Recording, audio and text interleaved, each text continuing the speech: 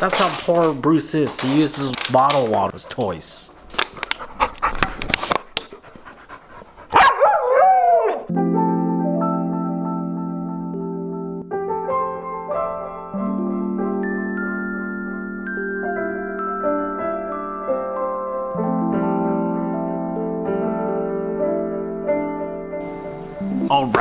Alright. It's time to redo the perpetual motion video. Why?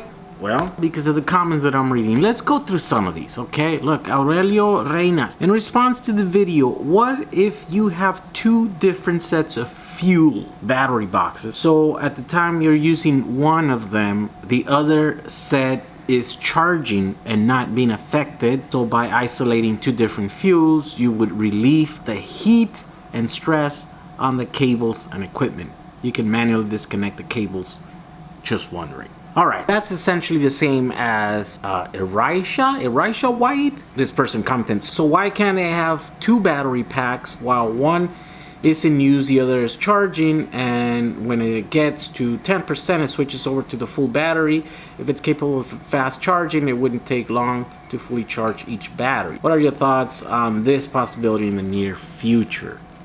That is very similar. I think what people are thinking that somehow splitting the packs and charging one while depleting the other one would work. But essentially what we're talking about here is a perpetual motion machine. That is a car that charges itself. A car that goes down the road and can somehow get energy and put it back into the batteries at the same rate that is being used to propel the car forward. And somehow all these schemes of having two extra batteries separate two different types or separating the fuel source into two different packs, that somehow that is going to help.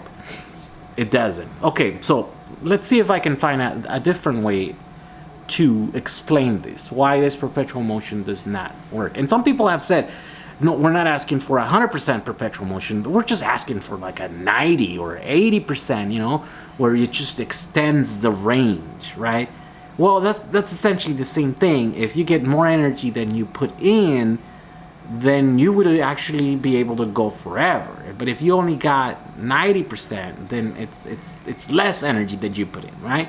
Anything less than 100%, then it's less, and then you would actually, using that technology, would actually, well, shorten your range. It's just having a battery connected to the motor and just using that energy. Alright, so let's see if I can explain it in a different way that would make sense to you guys. Using a battery pack connected to a motor to push a car forward uses energy. How much energy? Well, that really depends on the system. There are systems that are more efficient than others, but there are currently no systems that are 100% efficient. So now that we established that, moving a car forward takes an X amount of energy. Whatever that is. Let's say that it's 1 unit of energy. Okay, charging the battery takes also an X amount of energy. So let's say that it takes the same 1 unit of energy to charge, right?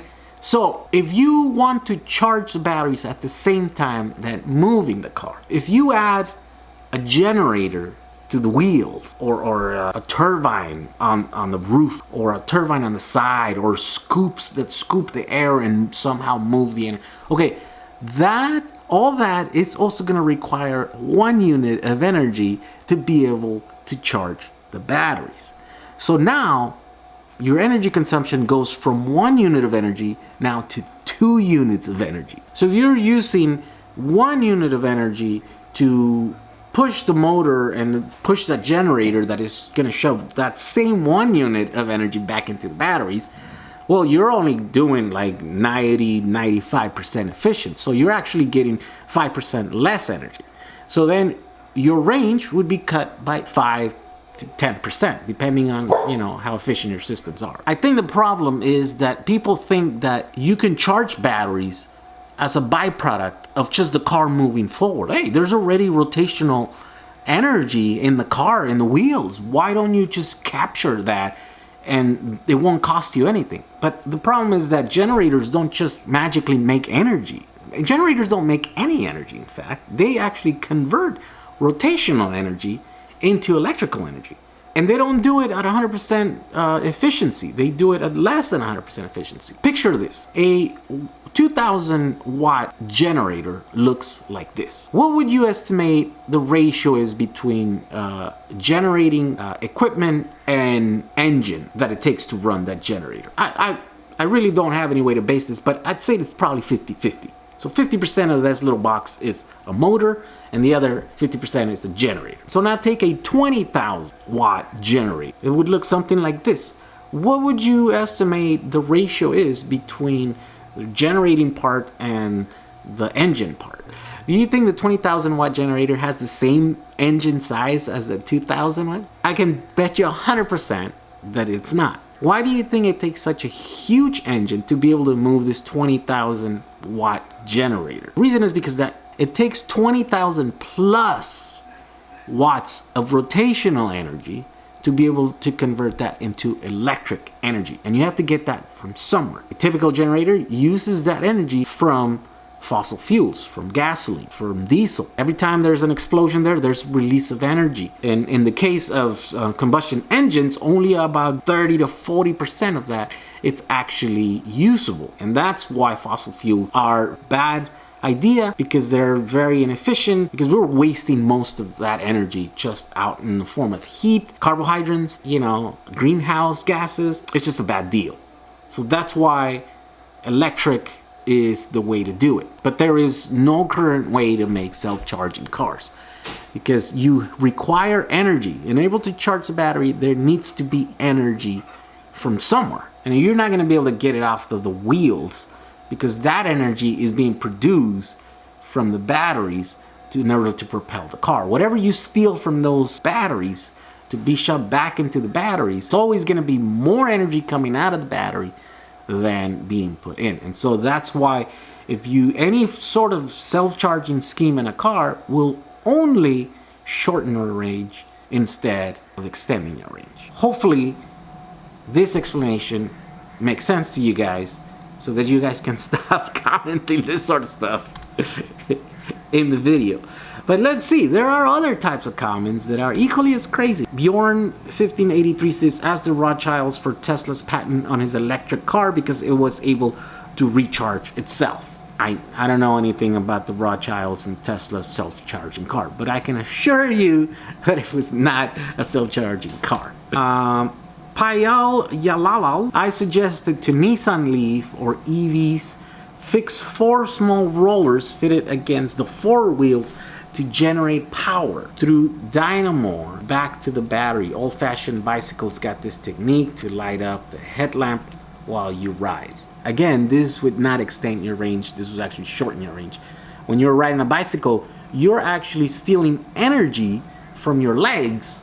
That energy that's available on your legs to be able to propel your bicycle forward, you're stealing some of that energy to be able to power that little light. Now that's okay if you don't need all available energy to be able to do the thing. So if you were to do that, you will be more tired than if you were to ride that bicycle with the light on, because you would use more energy. Let's see another question. The Dave 570 says, back in the 60s, Studebaker did invent a self-charging forklift. When GM put him out of business, they bought up Studebaker's materials and found some good things going on there, realizing that some of these ideas would pretty much put them out of business. They either shelved or destroyed all. Even though I wouldn't put this sort of thing past GM, I do believe they have shelved battery technology. They have destroyed stuff that would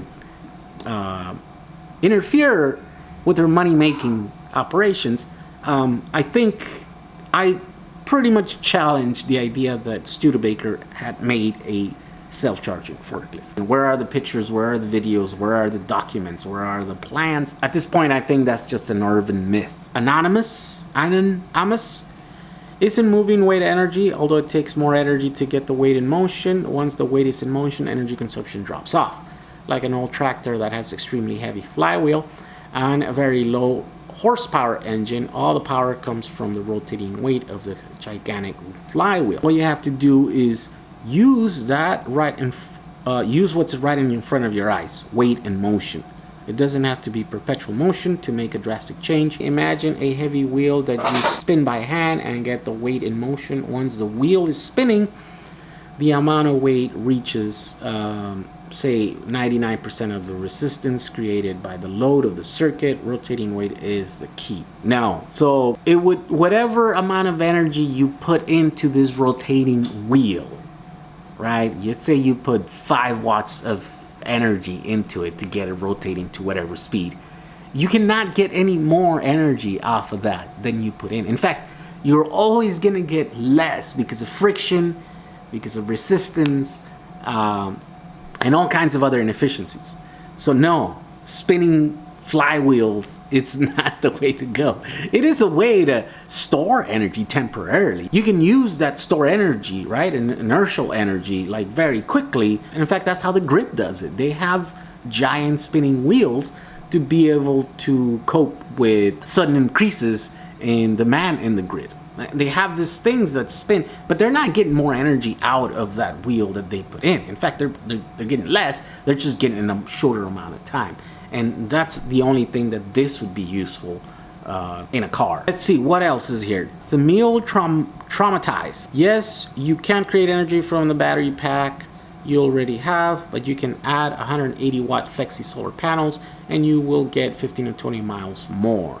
I think, yeah, I keep reading this comment. It just basically keeps saying that there is ways that you can extend your range, and one of those is solar. And yeah, I agree with that, except that you are not generating any kind of electricity. All you're doing is you're getting energy from the sun, right? And you're converting that into electricity, and then you're storing it in your batteries, or either you're using it in real time to push your car forward. That there's no regenerating of any sort of energy there. There is no recycling of any sort of energy. So that is not perpetual in any way. That is not a self-charging car because it's not recycling any of the energy. You're using brand new energy that's coming off of the sun that was created hundreds of thousands of miles away, and it's reaching Earth, and you're converting that energy into electricity. You can do that all the time. You can do that with wind too. You can put a wind turbine out there with a cable, and then you can ride around as long as you're tethered to that wind turbine. Now that works. You can also use gravity energy, right? So you can put your car up on top of a hill, and as long as you don't run out of hill, your car can be going. That's not perpetual, because eventually you're gonna reach a point where you're at the bottom of the hill, right? That's using new energy, magnetic energy, solar energy, heat energy, thermal energy. All those are sources of energy that can be used to change them into a way that we can use them in our cars. But none of those are regenerative. None of those are perpetual. You're not recycling any of the energy. All right, guys, so these are some of the comments that I get all the time, and I read all the time, and finally, today I decided that I needed to put another video addressing some of this stuff. Sorry guys, it still cannot be done. Not with the current laws of physics that rule the universe. If those laws change, then we're in business. But until that happens, no self-charging car for us. All right guys, see you next video. Bye. So the Chevy truck is finally going home.